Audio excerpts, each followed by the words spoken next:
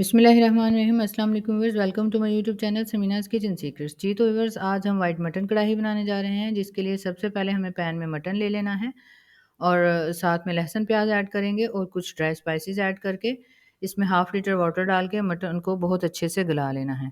जब मटन हमारा गल जाएगा तो हम नेक्स्ट प्रोसेस करेंगे। दूसरी तरफ पैन में हमें ऑयल, ग्रीन चिली और ऑनियन को अच्छे से सौते कर लेना है और साथ ही इसमें मटन ऐड कर देना है जो हमने बॉयल किया था, और थोड़ा-सा मटन स्टॉक ऐड कर देंगे और इसको 10 मिनट्स के लिए अच्छे से हम भूनेंगे।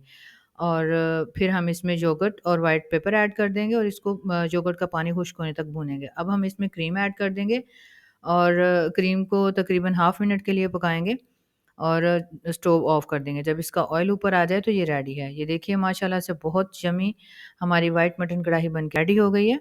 आप इसको बहुत अच्छे से सर्व करें और अपना एक्सपीरियंस मेरे साथ शेयर कीजिएगा। टिप ऑफ द रेसिपी ये है कि जब आप मटन को गलने के लिए डालें तो उसमें 1 टेबलस्पून सिरका ऐड कर लें। उससे मटन अगर ज़्यादा भी गल जाए तो वो श्रेड नहीं होता है। अल्लाह हाफ़िज़।